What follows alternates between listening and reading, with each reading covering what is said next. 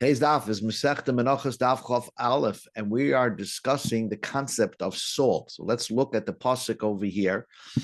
That salting what? Salting every carbon as you bring it up on top of the mizbeach.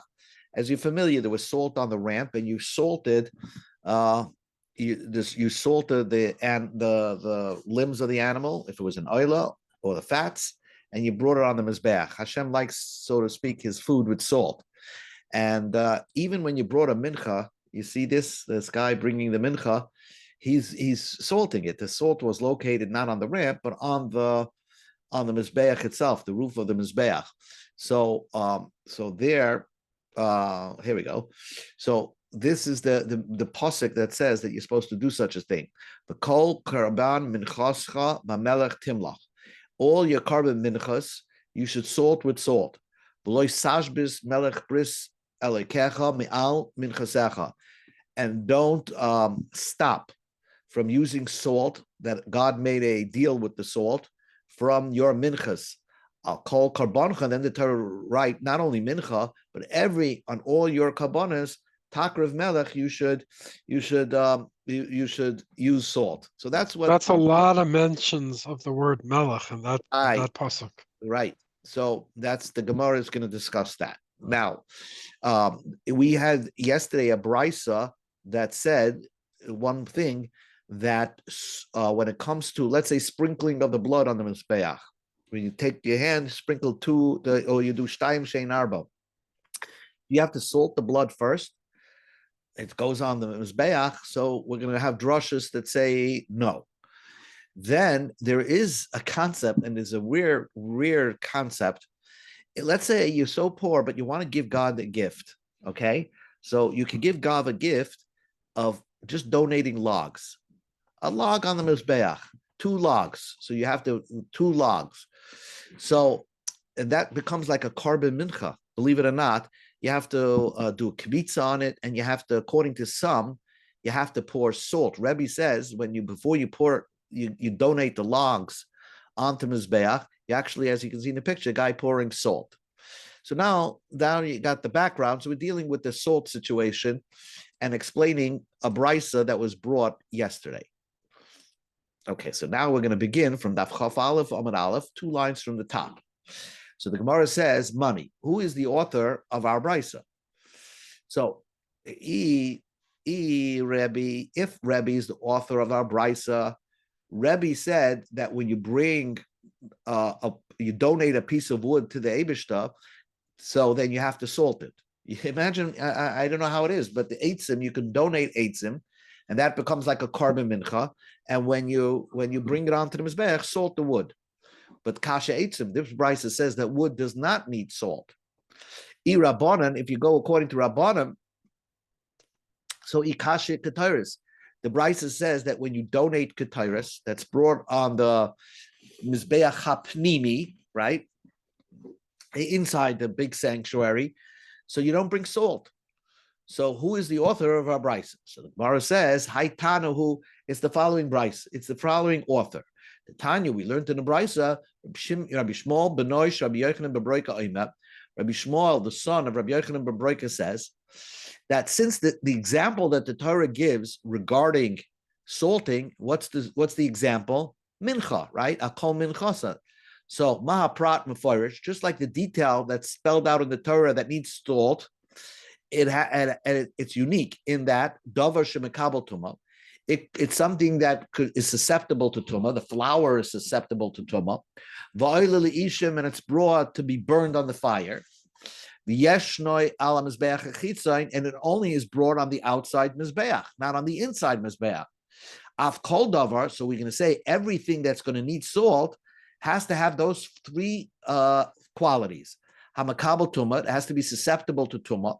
Va'oil ishim, it has to be go on the fire. It has to be something burnt on the mizbeach. V'yeshnoi al mizbeach achitzayin, and it goes on the outside mizbeach. So what do we exclude from this situation? Yatsu dam. We're going to exclude yatsu eitzim, wood. Wood does not fit the criteria that needs salt, according to Rabbi Shmuel, because she'ein mekablim tuma. It's not like the mincha that could be susceptible to tumah. A piece of wood is not makabel tumah. Yatsu dam v'yayin, it excludes blood and wine. Now, blood and wine, you don't put salt in it. Why? It's not burned on the mizbeach. What do you do with the salt and the wine? The blood you sprinkle on the mizbeach, right? You splash on the mizbeach, I should say. The wine is poured down the drain on the mizbeach, so it's not really brought on the fire. So it's very different than the mincha. Yatsu ketiris, and I'll exclude the ketiris, which is indeed burned on the mizbeach, but not on the outside mizbeach. It's burned on the inside mizbeach. She'eino al mizbeach achitzayin. It's only on the outside mizbeach. So now we have a pasuk that excludes blood. That blood, there's no din of salting it before you splash it on the mizbeach. So the Gemara says, "Elatama demate kraladam." It's only because the Torah says, "Don't salt the blood." But if it wasn't so, havamina, I would have thought dam liboya melech. The dam does need to be salted before you splash it on the mizbeach. Wait a second, how could you salt blood? Kivan the malche, as soon as you're going to salt the blood, nafak lebetaris dam. It's not going to be blood anymore. When you salt blood, it becomes another chemical entity. The Amar Zeiri, Amar Rab Chanina, Zeiri said in the name of Rab Chanina, Dam Shabishlu. We're going to get back to this. Zeiri said in the name of Chanina, Zeiri said in the name of Rab Chanina, Dam Shabishlu Eina Oival. Cooked blood. There's a halacha, the Torah tells you a Jew is not allowed to eat blood, right? But if you cook the blood, so then you don't get the avera of eating blood. You don't get the avera of eating blood. The reason you don't get the avera of eating blood, because when you cook the blood, it becomes congealed. It becomes like this picture over here, congealed, and it comes like a jello. So therefore, you don't get the violation if you eat that. Now, here's the point. Rabbi Yehuda Amar Ziri, Rabbi Yehuda, and said in the name of Zeiri, Dam Shemolchai, if you salt the blood, Eina Oiva Olav, if you drink that salted mixture, you don't get the avera of eating blood, of drinking blood. So we see that once you salt blood, it's not blood anymore. Rabbi Yehuda Amar, Rabbi Yehuda himself said, another halacha, not relevant to what we're discussing, Eivar and Shetzalam Be'alam. Let's say the raw meat you're supposed to put on the mizbeh. So what happened if a person decide before you're putting it on the mizbeh to burn, you roast it. You roast it in a side barbecue. The problem is you get an avera because it's not smelling pleasant for Hashem. It was already roasted before. Hashem wants raw meat to be put on the mizbeach, so it smells good when it crackles in the fire. But the bottom line that we're looking for is statement number 2 that Rabbi Yehuda said in the name of Zeiri that if you salt blood, it's not blood anymore. So then, how could I have a havamina that you should salt the blood prior to you splashing it on the mizbeach? It's not blood anymore. Answers the Gemara, no. I don't need. Mahu the same. I would have thought I would have thought that there would have been a mitzvah to put a pinch of salt into the blood and then splash it on the mizbeach, and that doesn't ruin it. Just a pinch of salt is not going to ruin it from being blood. So therefore, kamash malan. That's why I need a pasuk to tell me that even a pinch of blood, a pinch of salt, is not, you don't need for blood. Blood splashing on the mizbeach doesn't need salt, because only thing that needs salt is what the Chumash said, something similar to a mincha, which is burned on the mizbeach. Gufa, we learned previously. This is an interesting piece of Gemara, a science Gemara. Gufa, we learned. Amar Zeiri, Amar Rab Chanina. Zeiri said in the name of Rabbi Chanina, Dam Shabishlu, if you cook blood, and then it congeals, obviously. So Eina Oivalov, if you eat it, you're not going to be violate the commandment of not eating blood, of not drinking blood. So Yosef Rava Lahal Shmaitza. Rava said this statement of Zeiri, so that you're not going to be in violation. Esvei Abaya. So Abaya asked the question: Hikpadam va'achole. If you congealed or froze blood and you ate it, the Bryce is going to say you're violating the Isser of blood. Let's say you melted down the not kosher fats, ugmoy, and you swallowed it. In both cases, chayev, you're liable. You did an avera of eating blood and eating non-kosher fats. But the bottom line is, here it says in the Brisa, congealed blood is considered blood, and you're liable. So the Gemara tells you a chemistry fact. Loikash, it's not difficult. When did kan shehikba ba'ur? If you congeal blood because you cooked it on a flame, so then since that blood congeals, that blood will never become liquid again, and therefore it's not blood anymore. And that's what the case with Zeiri was talking about, that if you cook blood in a pot and then you ate the congealed blood, you're not getting the violation. Kan, the Brisa is talking about shehikba b'chama, that it got cooked in the sun, in the heat of the sun. In that case, since you could cool it down and turn it back into a liquid blood, so there it never left the concept of being blood. So according to the Brisa, in that case, you would be violating. So if you congeal blood and it cooled down, you're in violation. And even before it cools down, you're in violation. Bu'ur loy hadar.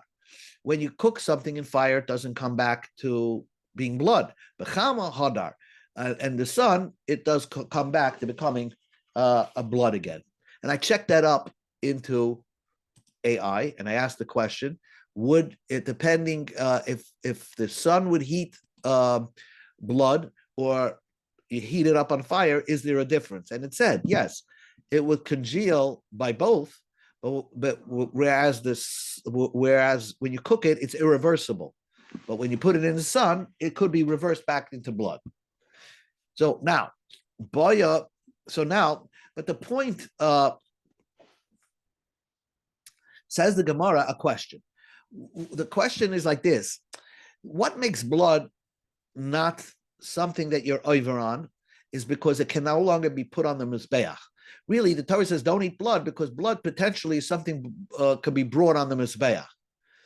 So the Gemara's questioning is that even if it was cooked in the sun, but and it congealed for 10 minutes or so, so even if it turned back into blood or could turn back into blood, but once it was removed from ever being put on the Mizbeach, even if it returns to blood, you shouldn't be in violation.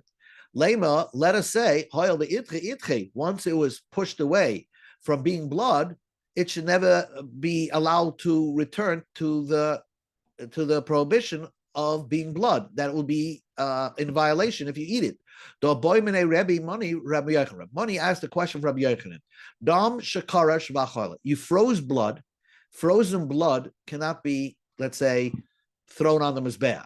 V'achala, and then you ate it. Are you in violation? Mahu. So the Rabbani asked Rabbi Yochanan, and Rabbi Yochanan answered, Amalei, ha'el v'nitcha yitcha. Since you already pushed it off, and it can't be put on the mizbeach, so it's not the violation of blood of eating blood. So we see that once something is frozen or congealed, that's it. The avera of eating that blood goes away. It doesn't matter if it could return back into blood. So this teretz the Rava gave is incorrect. Ishtek. So Rava was quiet.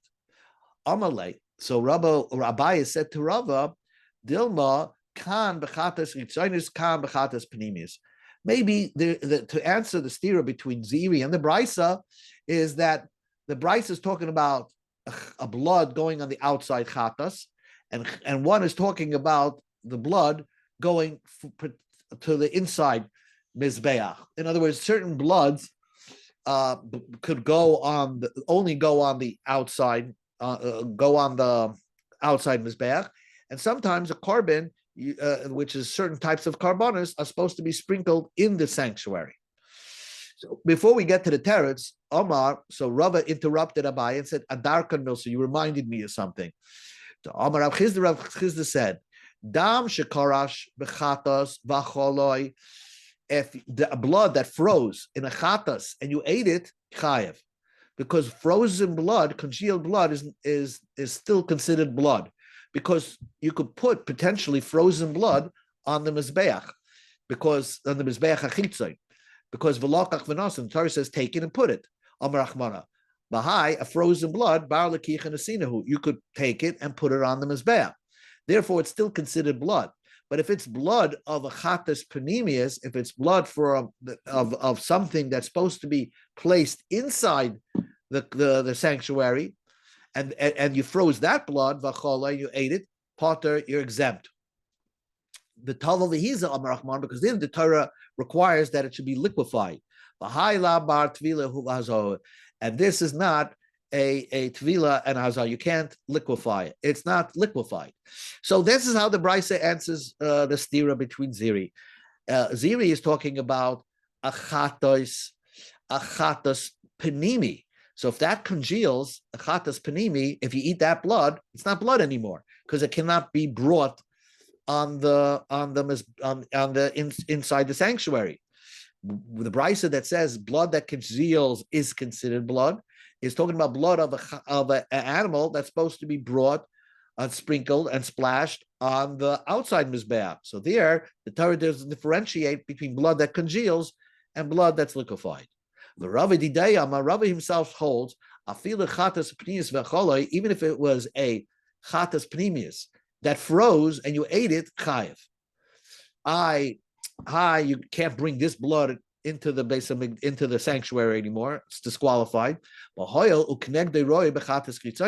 Technically, had it been an outside chatas, you could have brought it on the outside mizbeach, so it still doesn't lose its blood name to it. So therefore, even if it congeals, Rava holds any carbon blood that congeals is still considered blood, and you're not allowed to eat it. Amar Papa goes even further. You have dam of a donkey, which is never brought in is not a carbon that froze and you ate it, chayiv. Because had that donkey been a kosher animal, had it been a chatas chitzayin, it would have been you would have been able to bring it as congealed on the mizbeach chitzayin. So Rav Papa says there's no such a thing of congealed blood being usher. Being permitted, not like Zeiri. Zeiri said congealed blood is permitted, right? And we are holding, we're coming to a conclusion that congealed blood is still in violation of not eating blood. Nu Gemara, Amar of Gidol Am Zeiri, and Nu Halacha, Dam Bein Lach Bein Yovich. Blood, whether it's liquefied or dried out, let's say it's on your hand. It will be a chatzitza for netilas yadayim or going to the mikvah. Meisvei. So the Gemara says, I'll ask you a question. Hadam vadvei vadvash v'cholot yevation only if they're dried out chaytzin. Lachen ain't a chaytzin, but if they're liquefied, they're not a chatzitza. So how did Ziri say that blood, even if it's liquefied, is considered a chatzitza for netilas yadayim? Answers the Gemara, like Kasha, it's not difficult. Ziri is talking about hodesrich. It's liquefied, but it started to congeal a little bit. It's mostly liquefied, but a little bit congealed. Hard, but the Bryce is talking about it's totally liquefied. It never congealed yet. So therefore, when it's a liquefied, then it's not a chatzitza because it's like having a little water on your hand. That's not a chatzitza because water can get through. The netilas yadayim water can get through. But once it starts to harden a little bit, even if it's still a little bit liquid, according to Ziri, it's considered a chatzitza. Now we're going to discuss the pasuk that we said before. What was the pasuk that says, "B'chol karban minchascha," and all your carbon minchas, b'melach timlach, salt it with salt. Like Steve pointed out, that's extra words. So the Gemara says, "Timlach l'may also." What is the word timlach teaching you? Look at the Tanya. It's teaching you the following din: b'melach, salt it, yochel tevayneu. I think you salt it like tavayneu. Talmud Bavli Tilmach. So we don't know. The word tavayneu is undefined, and we're going to see what this means. Either it means, I would think you salt it, you over salt it, or it means you should give it a pinch of salt. So the Gemara pasuk says timlach. You have to salt it just right. Eat timlach. If it just said salt it, I might think you're allowed to use like the Seder water, karpas water salt, and just pour water salt on it. Talmud b'melech. You have to use actual salt. So what does that mean? I want salt that's not seasonal, that all year round you can find salt in that location. That's the salt you should use. The Eza, what type of salt is that? This is the salt of Yam Melech. That's around. That's all year round. You can find salt. But how do I know Shemlom Motza Melech? If you can't find the Melech Stoimis, Yam Melech salt, Shemevi Melech Istroy Konis, you can bring mined salt, which is not all year round, depend on seasons and conditions. Talmud Loy Metakrif Kolshu, whichever. If you find salt, you can use any salt. But technically, Lechatchila, the Torah wants you to use salt from the Yam Melech. Takriv Mikol Makam. Now, Takriv, it teaches you also that you could burn the salt v'afila b'Shabbos. You could burn the salt even on Shabbos. You might think that don't salt on Shabbos because you're throwing it on the fire and you're burning the salt. You could be mechal Shabbos with the salt. Takriv v'afila b'tuma. And even if the salt became tamei, tuma hutra b'simer. So my teveneu, what does it mean teveneu? Amar Rabba Babul hachikamar yochol yispainenu ketevim v'tit. I might think you should oversalt it like you put an overabundance of straw in making cement. Amalei Abaya, if that's what the Bryce meant, it should use the word yisaboinenu, not yisavoy benu. So Elo Amar Abaya says, Yachal yasenu lo kibinyan. I might think you build it up, you put a salt pile on top of the piece of meat. Amalei Rava said, it should say building it. Ella Amar Rava says, Yochel Teveneu, my Teveneu, Amar Vashi, Yochel, eaten by Tam Kabina. Like you give a little pinch of salt that brings out a little taste, a little sharpness into it, but not oversalt it. Like you say, somebody, a sharp kid is like, he has a little pepper in him. So same thing. I would think you just salt it a little bit. Talmud Loima Timlach, the Torah tells you you should salt it a lot, but not oversalted. How do you do it? So this is the way they salt in the shlachtois. You take the limb and you put salt on it. The and you turn it upside down. The noise of olach melech, you put salt on the back side of it. And then you bring it on the mizbeach. To kasher a piece of meat from salt, that's how you salt it from both sides. Now we go to Amud Beis. Tanra Abana. Melach she'al gabe ha'ever. You have salt that's on a limb. My alim boy. There's me'ila to it. It's still holy. She'al gabe keves roisha shel mizbeach. If it fell off the piece of limb, a couple of salt that fell off onto the ramp or onto the top of the mizbeach, so it's no more holy. Ein my alim boy. You don't get me'ila on it. Now, how do I know that the salt becomes holy like the limb itself? What's the pasuk?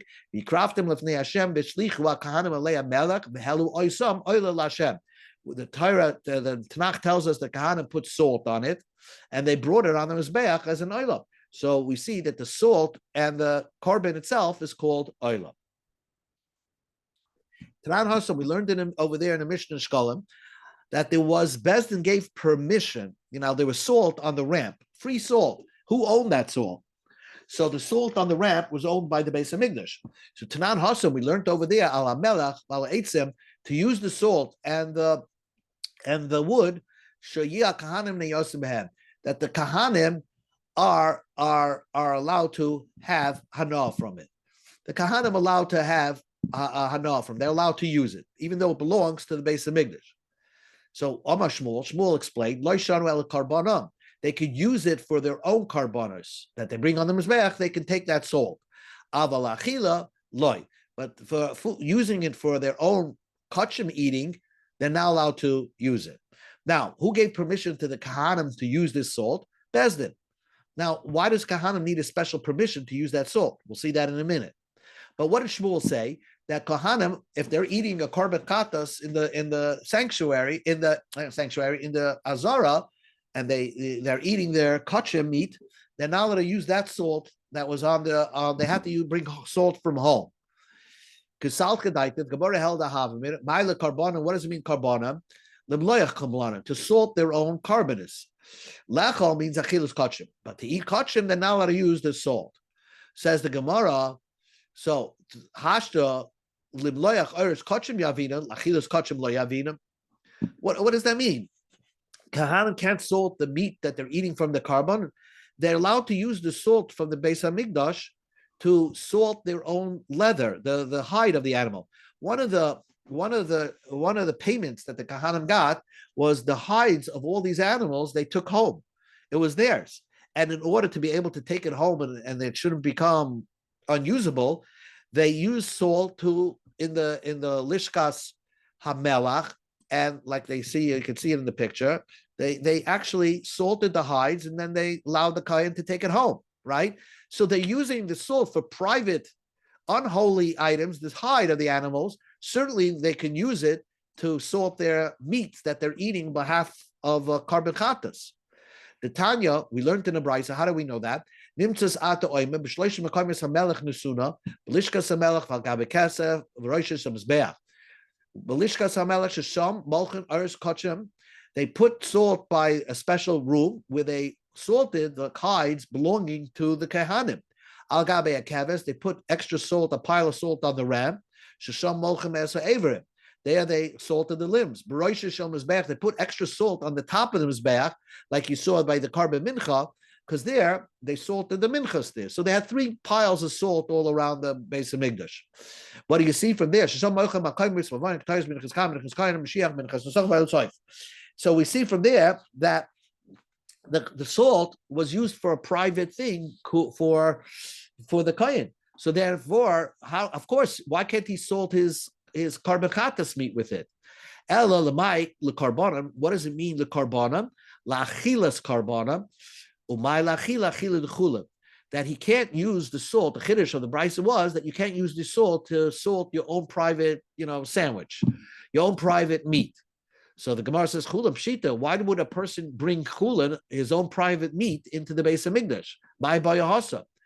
The answer is they did bring private meat. Because afagav the omamar, since we learned before, and we're going to stop here. Yoichlu ima chulinu truma.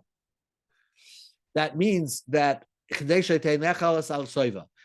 actually brought their own private meat into the Beis Hamikdash, because the kosher meat that you ate, you had to eat it like you eat on Pesach on a full stomach.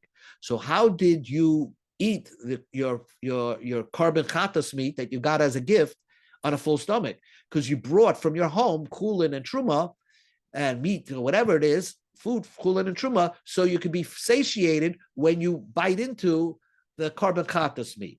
So I would have thought that a kohen who brings his own private sandwich and own private food from home would be allowed to use the Beis Hamikdash salt.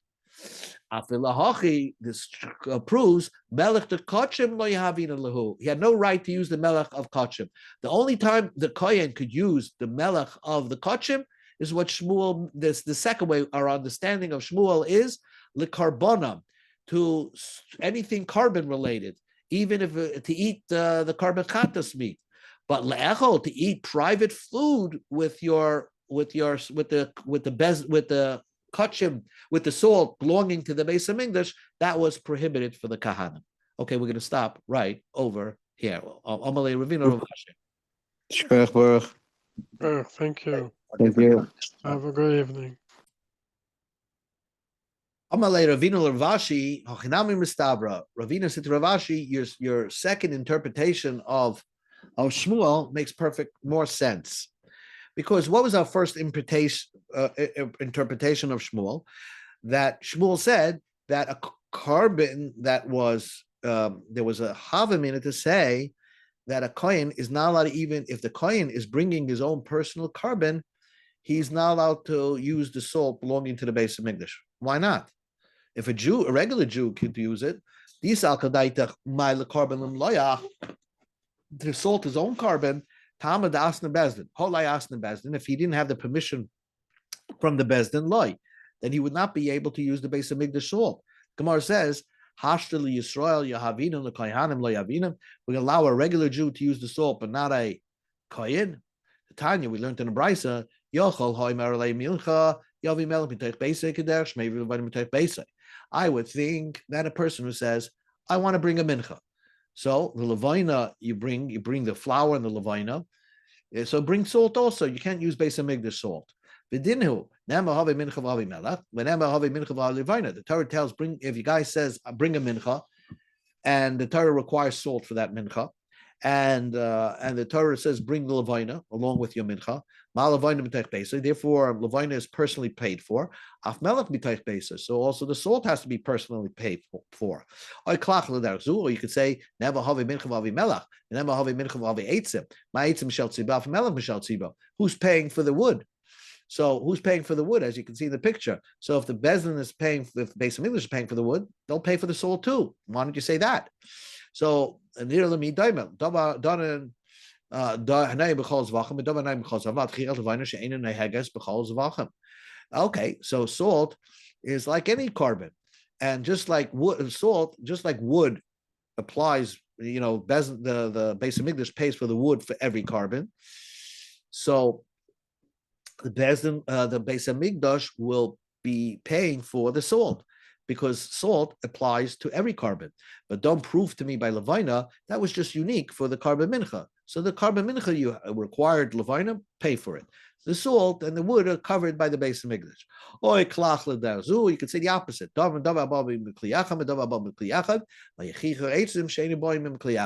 Oh, I could say like this: the reason why Levina is from you pay for it because it's brought in one keli, and the salt also is put in one vessel.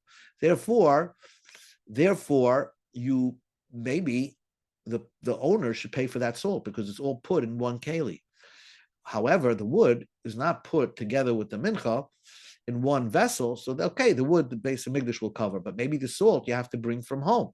So again, how do we know? The Bryce is just proving one point, that how do you know you don't have to pay for the salt? So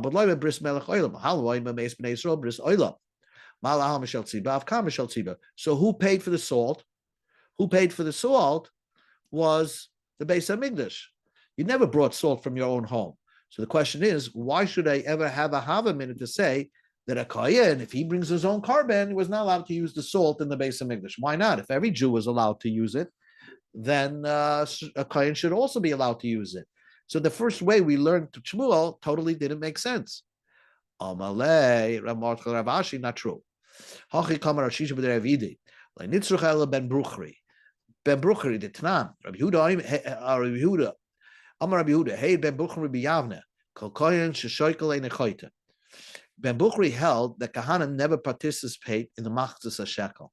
If he participates, he doesn't get an aver, but he should not participate. And why did he say that you're not supposed to participate? Because we're going to see what the svara is, but we're going to see what the reason is. According to Rabbi Yechim Zakkai, even Kahanim, Shevet Levi, were supposed to partake in the machzas sekel, and it says Zeh Yitnu, which means Zeh is 12, and Kol Ha'over, anybody who goes through the Yam Suf, who went through the Yam Suf, had to participate in the machzas shekel. So, Ella, what was the reason of Ben Bukhri, and why were Kahanim saying that, we don't have to participate in machzas shekel? Because Kahanim have a problem. Every Kohen who brings a mincha cannot eat from that mincha. He has to burn it totally on the mizbeach. So if that's the case, then the mincha of the lechem upon him, which was basically like a mincha, which you put the lebezicha, the 2 spoons onto the mizbeach, and you were allowed to eat the bread. Well, how could the kohen eat the bread if they have a part, if they own the lechem upon him or the minchas ha'omer, they shouldn't be allowed to eat that minchas shtei lechem upon him. So it must be that they don't participate in the machzas shekel, so they're not part of the machzas shekel. Okay, so now Ben Bukhari is going to say that since they're not part of the machzas shekel, they never participated. So I might think the salt. So then, how could they use the salt? They're not part of the machzas shekel, and therefore, the salt they were not allowed to be used the salt. So therefore, that's what you needed to teach me, that they could use the salt. So that's what it says. As a kachanim darshan mikrozel atmim kol minchas kohen kol otiyah lo yisayachel. A kohen has to always burn his mincha. This, if you're going to say that we participate in the machzas shekel, then the lechem ponim is like our mincha. How can we eat it? Ben Bukhri, So the answer is kimin lechatchila mechayev l'sui kimaisin name choytihi the komayel chulin lazara. So wait a second. According to Ben Bukhari, if they're not obligated to bring it, so when they bring the machzas shekel, if they decide to bring one anyway, they get an avera because that machzas shekel that they brought will always remain non-holy. And Ben Bukhari even agrees that if a kohen on his own gives a shekel, he doesn't get an avera. Answers the Gemara, the Maisa Umasalain bin Tzuba, that once you give it over to the tzibur can make it holy. So there's not a problem if a kohen on his own volition brings a machzas shekel. So Ben Bukhari held that you can't force the kahanan to participate in the machzas shekel. So now everything makes sense. So according to Ben Bukhari, I would have held when does the Torah when did the Torah allow you to take salt Yisrael for a regular Jew? Because he participated in the machzas shekel, this leila lishka, because they gave money to the lishka, to the pushka. The kahanim, the less lishka, because the kahanim are not giving money to the pushka. The Torah did not give them the right to use the salt. So Kamash Malon, that's why they needed Bezdin to give them permission to use salt for their own karbanos. But that was the initial a reason why Kahanim, or I would have thought that Kahanim wouldn't be allowed to use the salt of the base of English, but we didn't use that as the final explanation of Shmuel.